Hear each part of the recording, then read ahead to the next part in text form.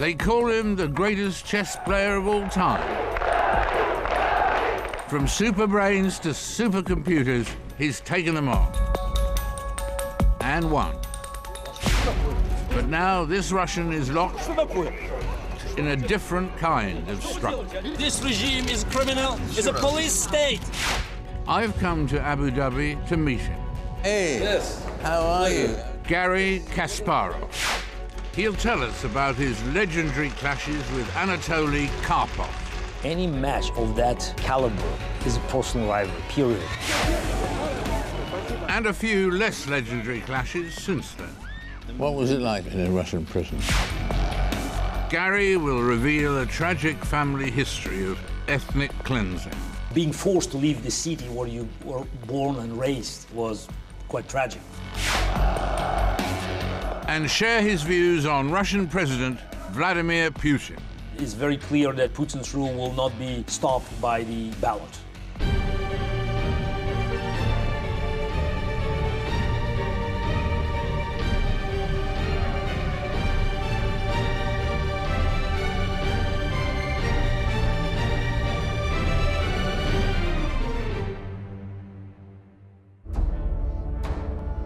It's the ultimate battle of tactics, strategy, and wits.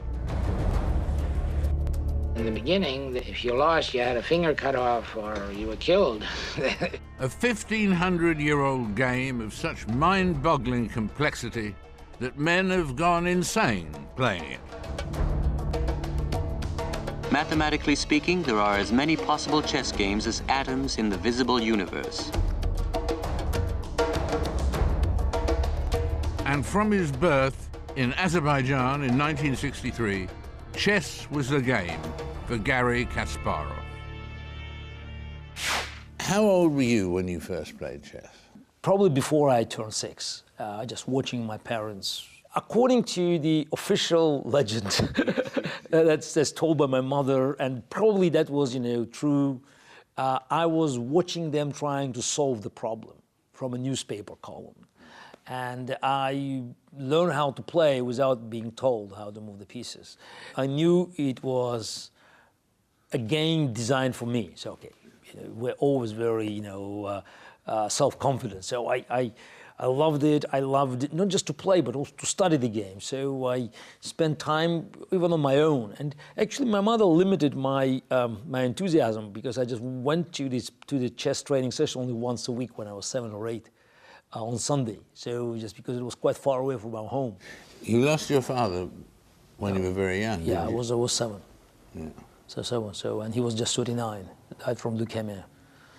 So and it was really big shock. I mean, it was such a lovely couple, my mother and my father, and since he's gone, she spent her entire life working for me. So and just for my success. So and that's. I couldn't be more grateful for my mother. She turned 76. She's still full of energy, and the energy is just concentrated on helping me in my numerous endeavors. That those endeavors revolved around chess was fortuitous. For a young player, there was no better place to be than the Soviet Union. Why was chess established by then as the national sport, almost? No doubt Russia had quite strong chess traditions going back to the mid-19th century. Don't forget, Russia included Baltics at that time and Poland. And many great players actually came from that region. Yes, especially Jewish players, yes. But in general, there was a strong foundation. More than just a tradition, chess was actively promoted by the Soviet Union's revolutionary leaders. In a country obsessed with excellence, especially when it came to competing against the West, the game was a means of demonstrating not just sporting, but also intellectual superiority. The world champion in the Soviet Union was not just a champion or the champion of any given sport discipline. It was a public figure. Seen by many as the sort of the role model. And there were very few options for kids to succeed. So that's why parents, if they wanted their kid to become special, chess was a natural choice for many parents to make. Garry astonished his tutors with his natural aptitude for the game, taking the all-Soviet junior chess title in 1976. He was just 13. When did you realise that you weren't going to be just a good chess player, but you were going to be special? Look, I would look for some, milestones in my career. So I think the first one is, if we go back, it was age 14, when I knew I would be a real contender for the World Championship title. So age 14 was a crucial point. I knew I was very good, even special before, but at 14, when I made my master norm, and it's not just playing better, but just you feel that you have so much energy and you can move on with your career. In 1980, Garry became world junior champion and an international grandmaster. He was now 17. Looking back, perhaps knowing then or learning later, what was the most important quality, is the most important quality of being a chess grandmaster? Now, you have to start with the talent. If you want to be a really, really special player, you have to start with the talent. And then it's also your ability to work, because I believe it's also talent. An ability to work hard is a special talent many talented people do not have. Funny that you say that. When I was interviewing Bobby Fischer during the 6 months he was in the public eye, it was about all he was after the... And Ed Edmondson of the Chess Federation in America and so on was saying, the great thing about Bobby, saying to Bobby there, the great thing about it is his will to win. That's why he says... And Bobby Fischer shook his head and said, I've played a lot of chess players who've got wonderful will to win, but they were no good. Exactly as you say, the talent first. Talent first, but also, it's about working, it's about excelling, it's about learning from your own mistakes, and actually being very open with yourself, even relentless, to recognize that you made a mistake. Because many great players, they try to sort of avoid digging up and finding out that they were not perfect. So these permanent challenge to find out what you did wrong and to improve. That's for me, it's a key of success, of going from being very good to very special. How important is instinct?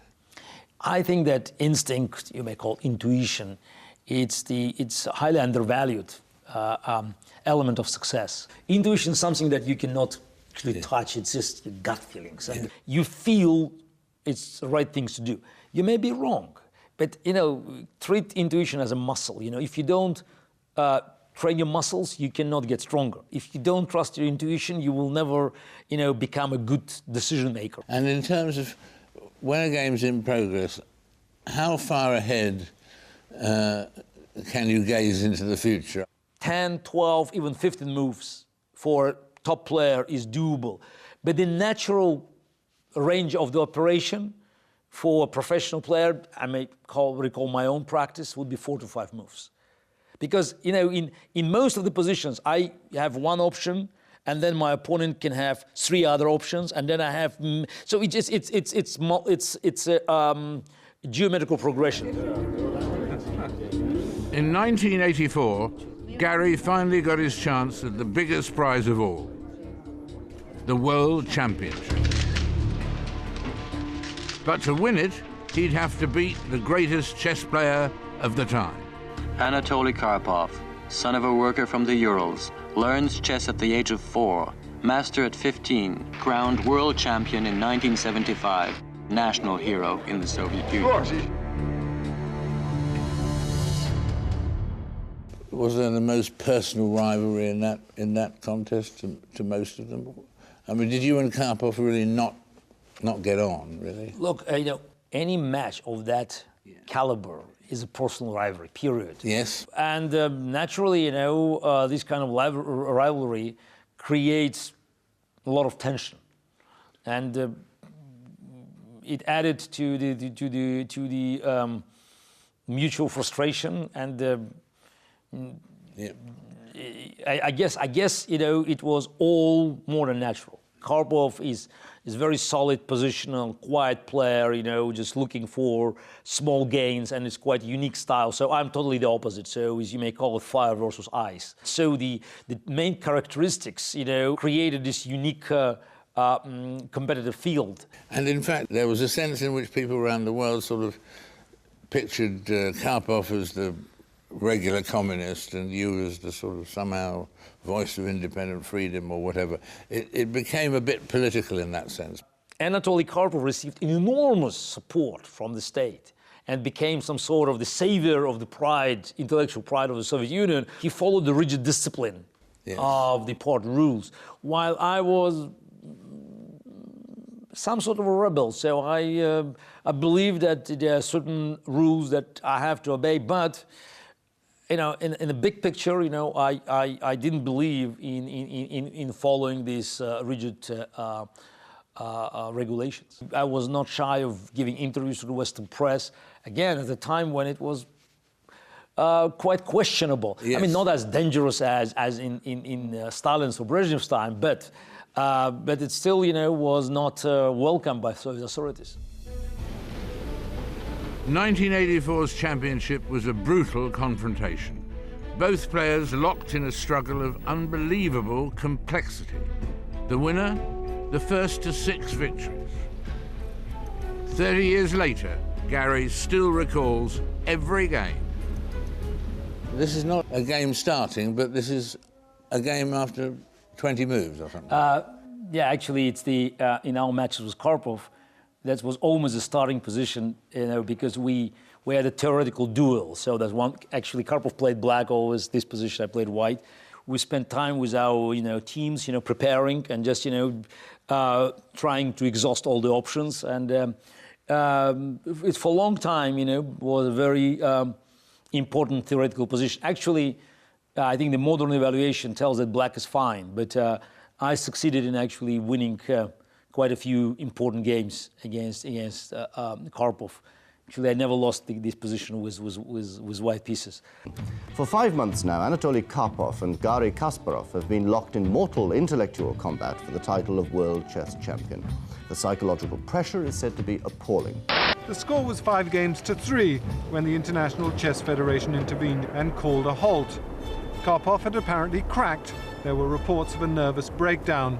The president of the Chess Federation said that the match should be stopped because it was damaging to your health. Not just your health, his health as well. Okay, but that's nonsense. Damaging. You think that's nonsense, yeah?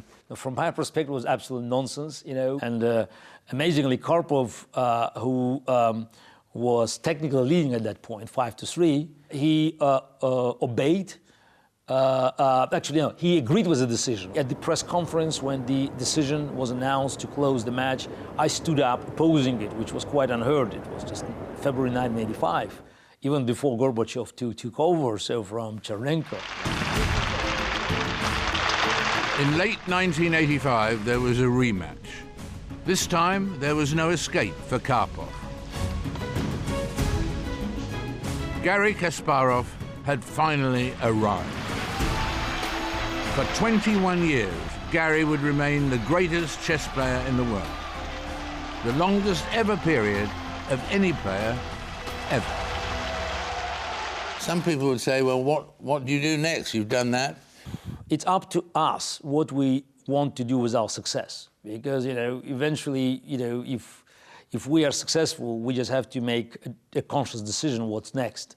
And for me, there was always a next station because it was not enough for me just to win. I always wanted to make the difference.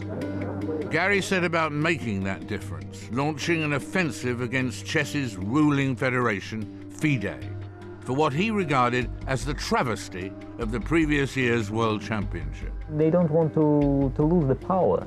Power means money, money means influence. I am defending the chess against this international chess mafia. We saw not just inconsistencies in FIDE politics, but also its inability to capture the attention of the corporate sponsor. I was probably trying to impose very dramatic set of actions, the way I play chess, instead of trying to come up with the comprehensive long-term planning. Eventually, Garry and British player Nigel Short formed their own breakaway chess federation, the Professional Chess Association. Business is business, and on this question, we're totally together. For over a decade, FIDE and the new organisation fought. The ultimate loser? The game of chess itself. Now I think, it was probably, too much for me to carry on, because, just to become the best in the world by age 22, it's just puts enormous psychological pressure. The pressure mounted. Garry was the reigning champion, but Anatoly Karpov just wouldn't lay down and die. We started in 84, we played 84, 85, endless match, unlimited match. Then we played 85, rematch, 86, another rematch, 87, another match, and then in 1990. So 5 matches, and just, the finishing Karpov off as my, nemesis, a historic opponent. So I think it was a certain moment when I just realized it was the end of the certain part of my life. As one part ended, another began. Mr. Gorbachev, tear down this wall. By the time Garry finally finished off the Communist Party's favourite player, it wasn't only Karpov who was in trouble. An era of great change. Change for the good, would you say? Yes, absolutely. And when Reagan said his historic phrase, tear down this wall, in 1987, very few people could believe they would see it with their own eyes. So actually, I was one of them, and I sensed that the Soviet system wouldn't survive in its, rigid form. And 89, the collapse of Berlin Wall, I believe it was just, it was not just liberation of Eastern Europe. I think it was just, the end of this utopia, very dangerous utopia that threatened the entire world. But the new world brought instability as the republics of the Soviet Union began to fragment. The results were to affect Garry profoundly. One of the first was Azerbaijan and his hometown, Baku. If you look at the map of the old Soviet Union, there were many places where clashes, ethnic clashes, that changed the political landscape. And Baku was one of the most tragic because of the numbers, and also, personally for me, I grew up there. I'm half Armenian, half Jewish, and there's many Armenian relatives. In January 1990, ethnic and religious tensions, long held in check by central authority in Moscow, erupted onto the streets. A crowd of some 50,000 people who were leaving from a demonstration at the Lenin Square committed pogroms, destruction, arson, violence, and murders.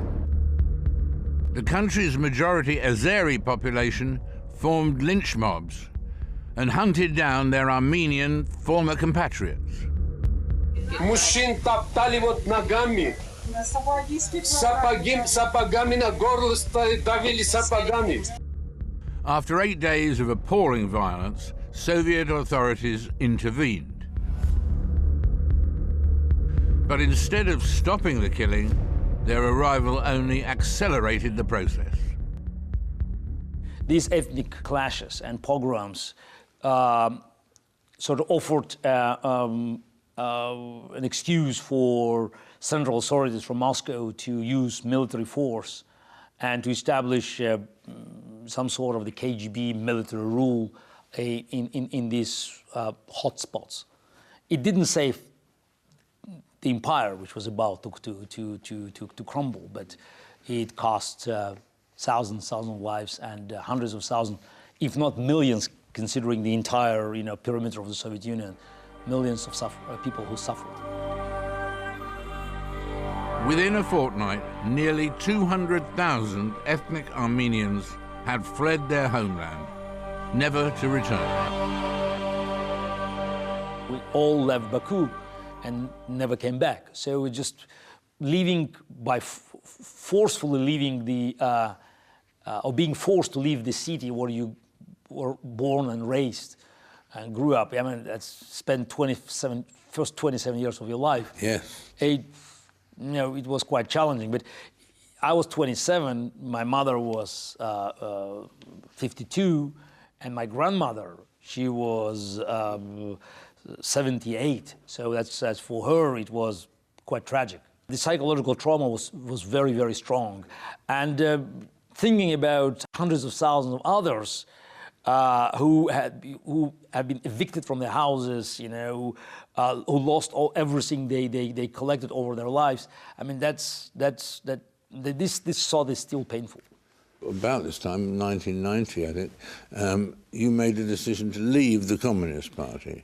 After this tragedy, and I saw it, and I left my native town, I decided that there was no good reason for me to stay within the party, because we, as every professional player, I had no choice but just to join it, to be part of these playing elite. But I always felt that I was able, by using my membership, to criticize what I believe was wrong. So very often I just reached the limits. Sometimes maybe I overreached my limits, but the world title helped me to actually stay afloat. But after Baku, I just sensed it was totally useless, and I lost any hopes that within the Communist Party there could be any positive change.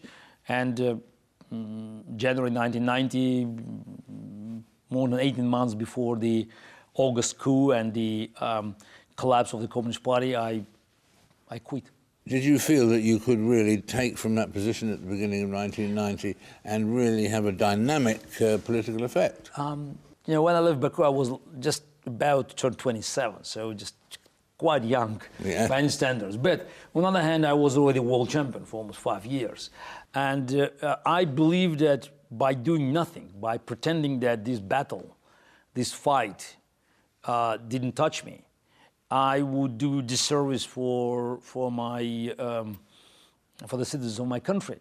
Not that I expected myself to just create a coup by standing and just making a statement, but for me, from 1990 to nowadays, being part of this fight for human rights and for political decency in the Soviet Union, now in Russia, it's like a moral duty. What happened next was to test Garry's moral duty to its limit. We'll discover how in part 2, when we'll also learn his thoughts on computer chess. Deep Blue was, once I called it a $10 million alarm clock. Russian politics today.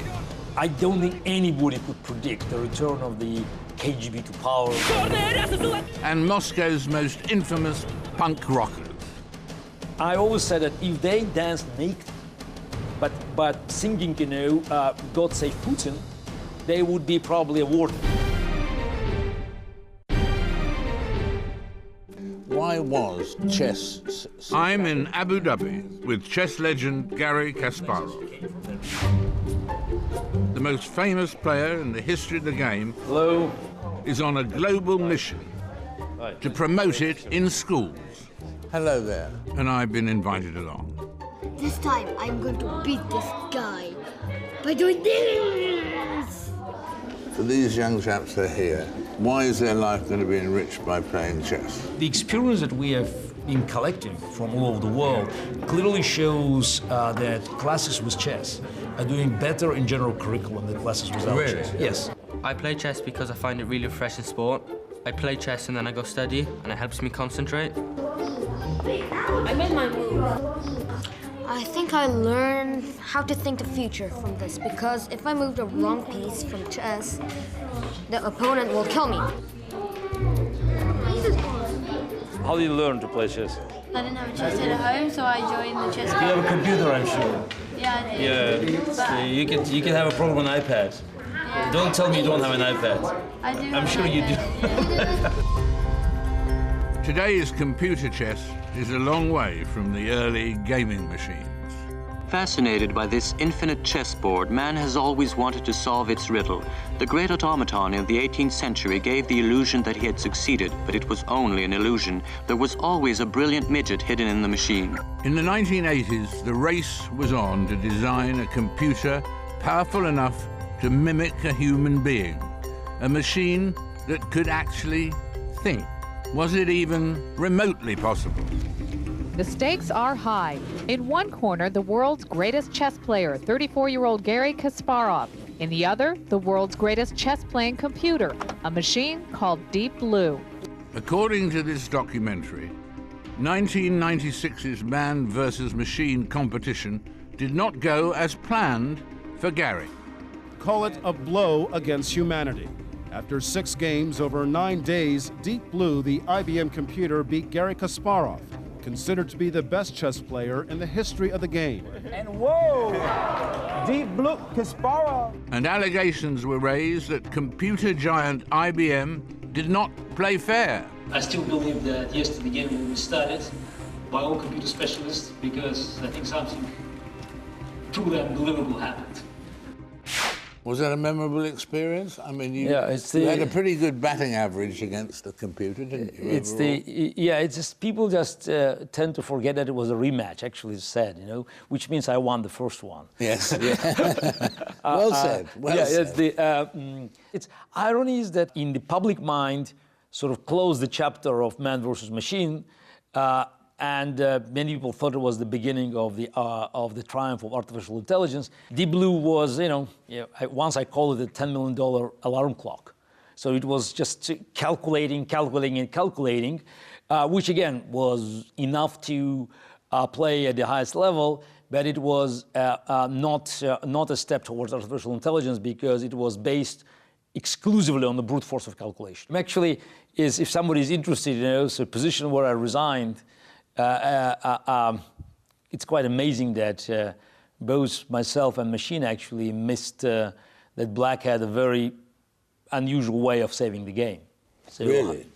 So neither you nor the computer. Yeah, it's amazing because I thought it was it, and because it's interesting. I just trusted the machine. I also broke one of the important rules. It's never late to resign. Yes, absolutely.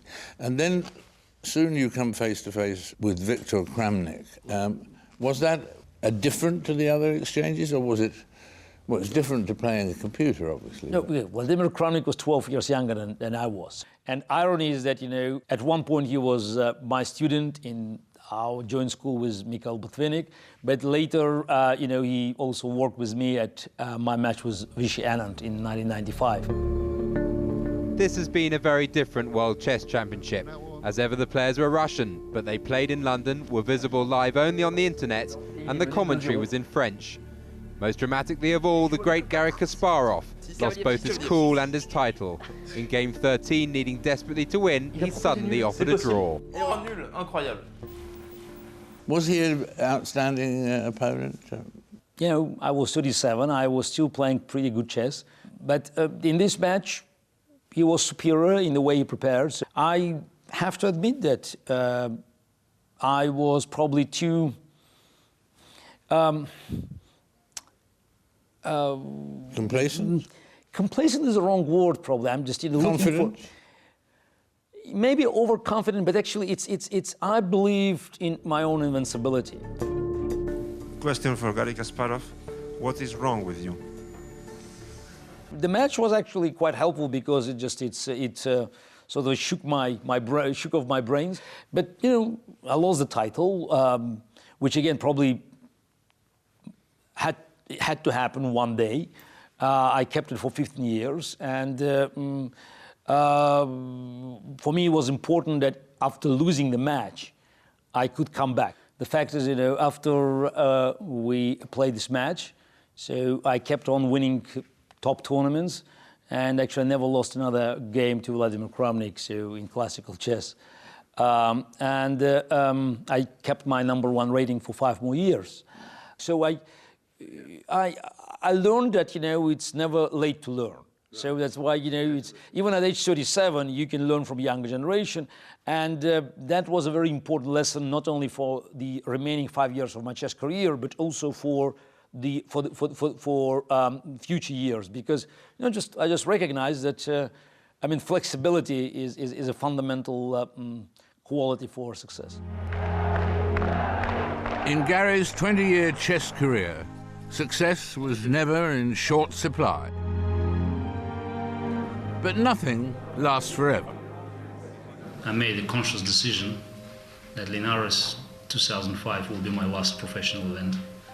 And today I played my last professional game. Is there a maximum age, or can you be a chess champion if you want to be at 65? It's a very demanding game, so you have to spend time at the computer, analyzing, preparing new ideas, and then you just play under this heavy pressure. So it sucks a lot of energy out of you. So, and players in their 20s or early 30s, they definitely have a physical advantage over older competitors. I probably would be able to play a few more years, but I made a decision to retire, and it was not just overnight, you know, at the end of the tournament in Spain, in the city of Linares, but just beforehand, I thought I already made enough difference in the game of chess. So just making difference was important, and I just recognized that maybe it's time just to move on. So just to start changing my life before it's too late. So you can't stay in chess indefinitely because everybody needs challenges. So, and I thought about other challenges. At the head of those challenges, politics. Garry's interest dated back to epoch-making events in 1991, when the communist empire collapsed. The birth of an independent Russia heralded an era of optimism. It was not to last. In 1991, when we had our own collapse of the Berlin Wall, so the collapse of the Soviet regime in Moscow, in the heart of the Soviet state, I don't think anybody could predict the return of the KGB to power less than 10 years from that moment. For Garry, the key error was Yeltsin's. In 1999, the Russian president appointed his own successor, a young, ambitious, former KGB officer, Vladimir Putin. Putin, by far, you know, is the richest man on earth who controls hundreds of billions, if not trillions of dollars that allocated through this oil and gas export and other, you know, selling other riches of Russia. And he's determined to use every opportunity, every muscle, whether it's military or intelligence or financial, to maintain his power. We are now living in a country that is anything but democracy. It's a one-man rule, and it's very clear that the Putin's rule will not be stopped by the ballot. Most of the opposition leaders now, they are under constant criminal investigation with some ridiculous accusations and criminal cases.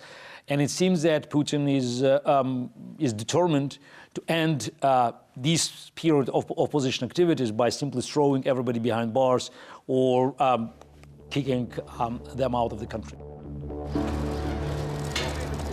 For Garry, the archetypal case, Mikhail Khodorkovsky.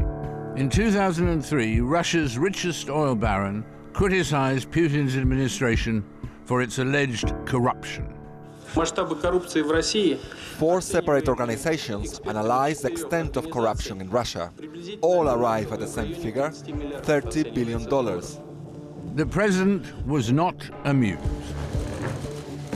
8 months later, Khodorkovsky was himself arrested and charged with fraud. He was eventually sentenced to 12 years in prison.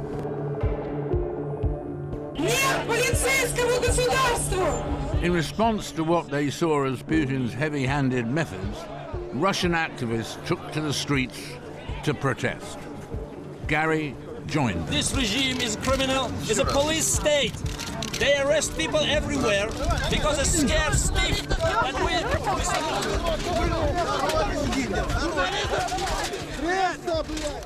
Well, those days of the protest marches and so on, obviously are still fresh in your memory.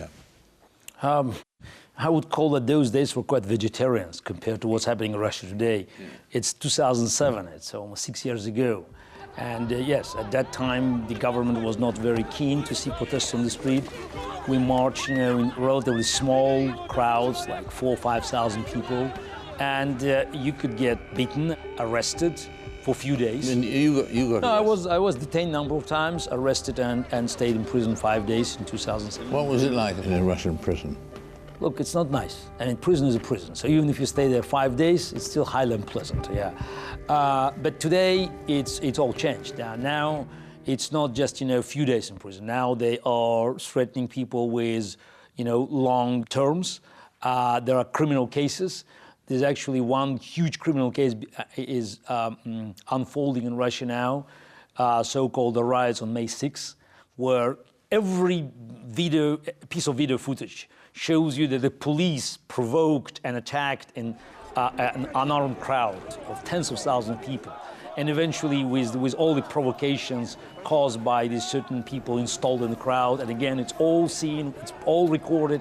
Now they're trying to accuse opposition of inciting hatred and even an attempt of coup d'etat. So it's just the state treason and call for mass riots as part of this big trial prepared by Putin's henchmen. According to his critics, Putin's henchmen are capable of less subtle tactics. We had one of the worst records in targeting journalists, like Anna Politkovskaya. It's pretty sad record of journalists being killed or badly injured for saying negative things about top government officials. On the wall of the conference room at the newspaper where Anna worked, a memorial to her and 5 other staff from Novia killed while reporting on crime and corruption in Russia. But the man who was commissioned to look into her assassination for the paper says his investigations took him into the upper reaches of government. It's obvious that Politkovskaya murder is political. The person behind this murder is not a regular civilian or businessman. This person is placed very high in social and political hierarchy of our country. A week after Politkovskaya's death, Russian intelligence officer Alexander Litvinenko accused Putin of sanctioning the murder. 2 weeks later, he was assassinated in London. There is no hard proof that the Russian government was complicit in either killing. But speaking out against the administration can be a hazardous business. Over the years that you've been a leading rebel, have you been conscious of, aware of, being followed, someone attempting to hurt you or kill you? I was not a target of something that dramatic, but for 8 years, I've been hiring bodyguards while I'm in Russia. I feel very comfortable by being anywhere, but in my country, I feel that there was a need, and there's still a need, to be protected against the unprovoked attacks by unknown hooligans, which cause so much damage for many of prominent Russians who oppose the regime. As for being tagged or followed, it's 24/7. So you live in Russia, they're not even hiding. Many of our telephone conversations have been published. Everybody knows it's released by Russian security. Any given moment you're in Russia, you should understand that you are under constant watch of the big brother. So it's like the rules of the game. So you play this game, that's you can't escape that. Because here's a former KGB general, Oleg Kalugin, who's alleged to have said about you, I wouldn't be surprised to hear about something terrible happening to him. Look, it's very hard to be impassioned talking about such predictions. But yes. Again, while you are in Putin's Russia, you can expect anything. But in the last year, things changed actually for worse, because they go after you with the whole power of the Russian state. So that's the prosecution, investigators, and they don't care about even excuses now. They find anything that they can invent, and you're already part of the criminal investigation. Talking of criminal investigations, here is Russian punk band Pussy Riot with their latest single, Mother of God, Drive Putin Away.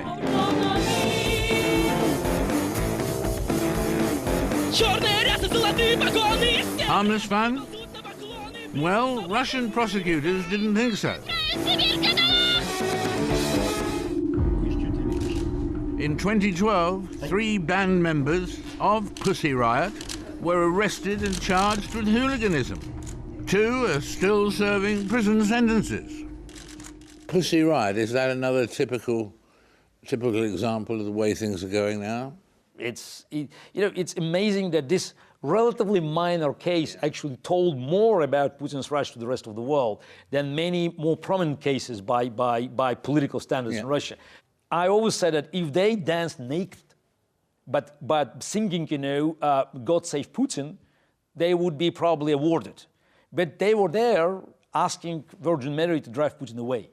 And that's the crime, especially in the church, because Putin sees himself as the, again, quasi-tsar, who also needs this, legitimization by the Orthodox Church. In August 2012, Garry tried to show his support by attending the band members' court verdict. Results were perhaps predictable. But a week later, he was cleared of all charges and released. I wouldn't expect you to pay tribute to Putin for anything, but I suppose it would be a case that almost any leader before Putin would have had you in jail continuously. Are we talking about Yeltsin, the leader before Putin? I was thinking of the whole range. Are we talking about Gorbachev? No, because I lived under conscious life under Gorbachev and Yeltsin, yes. And so naturally, the life under Stalin was much worse. But do we compare Putin to Stalin? I mean, how do we start? So this is this is very good. It's a typical excuse of the Western leaders saying, no, life today is not as bad as under Stalin or even under Brezhnev. Actually, as for Brezhnev's years and today, I think we are already, at a level where, questions can be asked. Russia today is rapidly moving into the some sort of the quasi-dictatorship. I say quasi-dictatorship because dictatorships are always based on this mass repression. But modern dictators, they are different. So they just, they even allow some sort of elections. The question is what they do when their power is threatened. And unfortunately, I have no doubt, when Putin, feels that he is threatened, he'll act like Gaddafi or Bashar al-Assad, not even like Mubarak. It would seem that you think the situation, the conditions in Russia are getting worse for various reasons, that there's a weakness in the resistance and there's a strength in the governmental response. Should we be as pessimistic as that, or can you be optimistic? I think Russian people are quite angry now. You could see a lot of anger, even in the small towns and the countryside, against the officials. But this anger and this growing feeling of desperation is still countered by the genetic fear of change. I think Putin is doomed. I think he will not survive to the end of his term. His current term. His current term in 2018. But my greatest concern is that this demise, the demise of the regime, as in 1991, may lead to the collapse of the country. When the Soviet Union collapsed in 1991, its artificially created borders became porous. They fragmented. The result in a number of former republics was war. Many of these conflicts, such as the one in Chechnya, linger on to this day. The difference is that in 1991 there were still certain foundations to preserve the country. Yeltsin was legitimate, he was legitimately elected. Then there were recognized borders, most of them were recognized. Armenia, Azerbaijan, Georgia, but still there were some small enclaves that were in question. Every time you had an enclave in question, there was a bloodshed. Now, Russia, unlike ex-Soviet Union, doesn't have the recognized borders. So that's why you don't know where Chechnya ends. And what will happen, you know, with the North Caucasus or with the Far East that is being quite openly challenged or claimed by Chinese.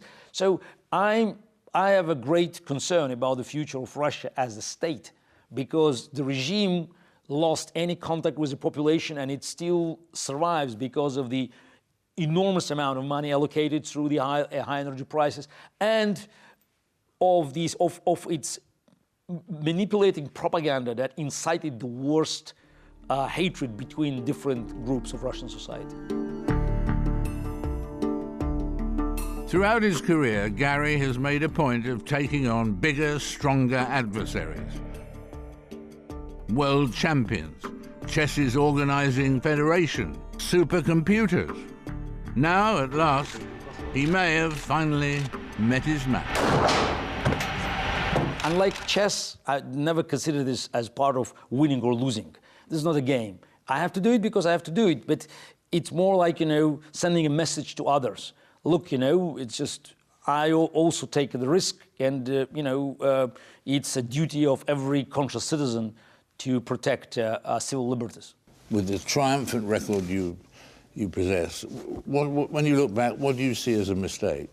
I made tons of mistakes in my life. You know, if I look backward, I'm sure, you know, I can point out at certain moments in my life, saying I would do this different and this different. But at the end of the day, you know, I always follow the same algorithm, trying to make the difference, whether it's at the chessboard or in the surroundings of the chessboard or in my, you know, ordinary life. Garry, thank you very much for the whole of this conversation. We really appreciate it. 2 months after this interview, Garry Kasparov announced that he will not be returning to Russia for reasons of personal safety.